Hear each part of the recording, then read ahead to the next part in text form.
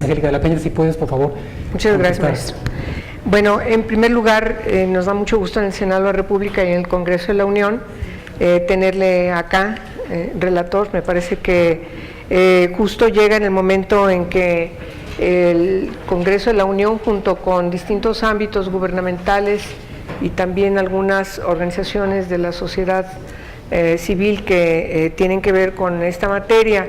y distintos expertos y especialistas, estamos en un proceso muy importante de transición en México. Como usted sabe, ya aprobamos, ya se promulgó el Código Nacional de Procedimientos Penales, pero ahora mismo estamos comenzando la discusión para dictaminar la Ley de Ejecución Penal, que por supuesto va a continuar esta dinámica de reformas que hemos emprendido en México, sobre todo en los últimos años. Muy relevante es mencionar la interrelación de la gran reforma en materia penal que México emprendió en 2008 con lo que ha constituido como un parteaguas, no exagero al definirlo como un parteaguas en el marco jurídico de nuestro país y por supuesto para los derechos humanos, en la reforma de junio de 2011, que un gran avance para en la reforma de nuestro marco jurídico y por supuesto su impacto en las políticas públicas tiene que ver necesariamente con este enfoque holístico de estas dos reformas, de tal manera que puedan tener una gran efectividad. ¿Cuál es la característica de la reforma penal? Es entrar México a una nueva doctrina penal, a una dinámica importante que se ha seguido en los países democráticos para garantizar que todas las garantías procesales puedan, sin regateos y de manera muy irrestricta, sean gozadas, sean ejercidas por todos las y los ciudadanos. Y en ese aspecto estamos obligados, por lo tanto, a actualizar mucha de nuestra legislación. Necesitamos reformar muchos textos legislativos, necesitamos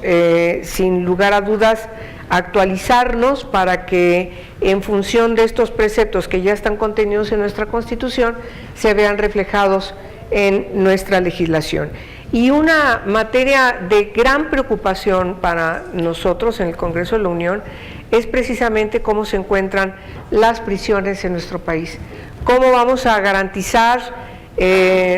detener, por desgracia, este retroceso que vivimos respecto de que cada vez observamos en los resultados de las propias recomendaciones, en los estudios que hace la Comisión Nacional de Derechos Humanos u otras instituciones de derechos humanos de la sociedad civil y por supuesto también del ámbito internacional y por supuesto también de Naciones Unidas, en donde se muestra que en vez de que estos grandes preceptos que están ya inscritos en nuestra Constitución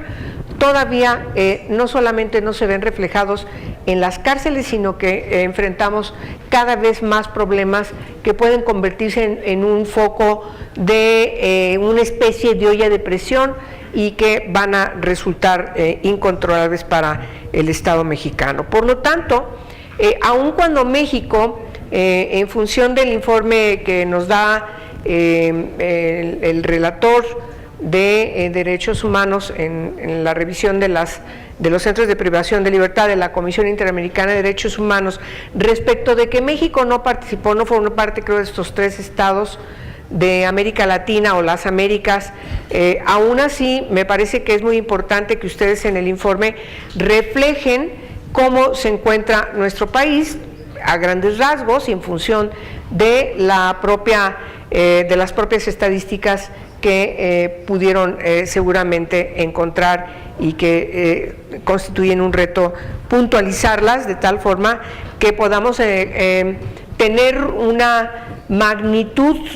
más objetiva del problema que tenemos que enfrentar. Y digo tenemos que enfrentar porque, insisto, estamos caminando hacia la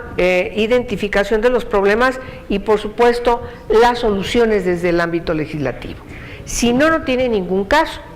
Hemos conocido cómo se encuentran algunas prisiones y es dramático, de repente no sabes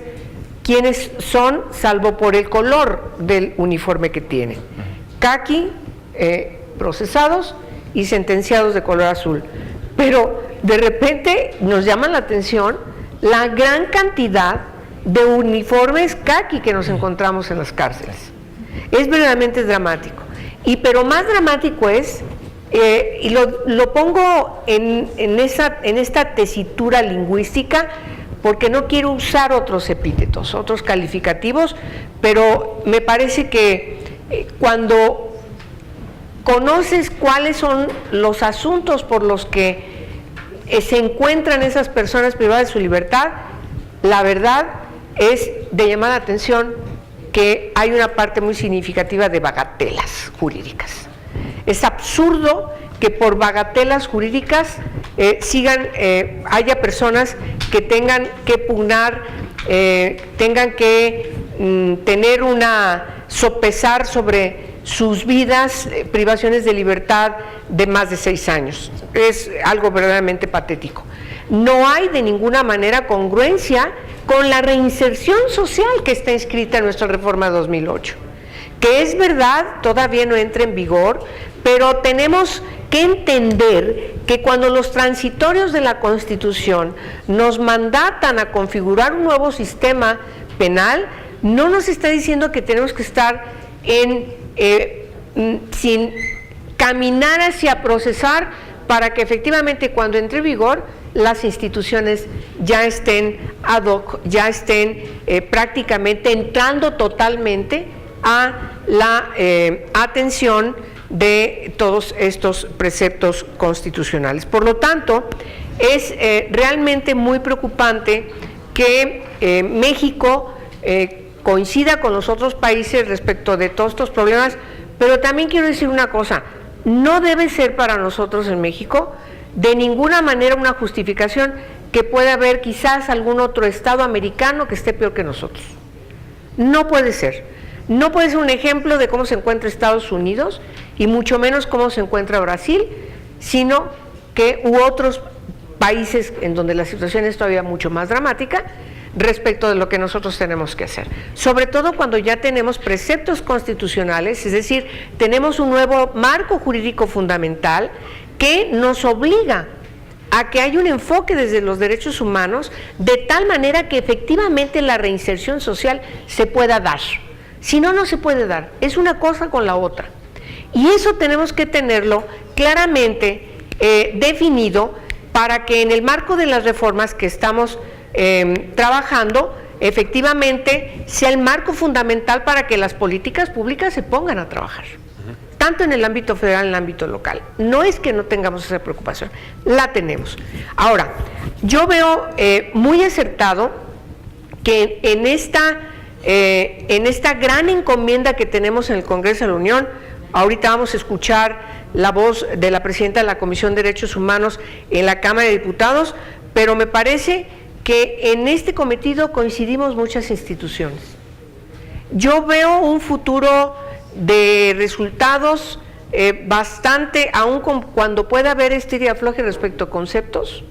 respecto de si nos da la Constitución o no, para entrarle a la materia, respecto de cuándo tiene, no repito lo que atinadamente usted mencionó, relator, sino que tengamos muy claro que deben ser la excepción, no la regla, de cuando efectivamente se tenga que pugnar por una prisión preventiva, casos muy específicos, que van, por cierto, acordes a la hermenéutica de nuestra Constitución y del proceso que México ha seguido. Entonces, yo creo, y con esto termino, que es definitivamente trascendental que hoy esté aquí con nosotros, porque los insumos, esta reflexión, el informe de manera muy particular, por supuesto va a ser un elemento adicional de una gran envergadura para la discusión que vamos a dar y finalmente para el texto de cada uno de los artículos que vamos a redactar. Porque si no es así, entonces no tiene ningún caso reformar la ley. O vamos y decidimos las cosas de tal manera que la preocupación nacional que tenemos del crecimiento de la inseguridad, del involucramiento de jóvenes en las delincuencias común y organizada, pues nos tiene que motivar como país y a quienes estamos en los espacios de decisión y de poder hacer lo que tenemos que hacer para prevenir socialmente este tipo de delitos. Y eso no se da más que garantizándole a quien tiene que recibir una pena que le sancione a la privación de libertad, tenga que serlo efectivamente por un delito muy grave. Y obviamente seguir trabajando en las medidas alternativas a la privación de libertad con una gran dinámica imaginativa de cómo podemos lograr que haya una reinserción social de todas estas personas, pues a partir de que también haya proporcionalidad en la sanción, ¿no? Bueno, pues yo aquí la dejo, maestro, muchas gracias y pues bienvenido al Senado de la República. Gracias.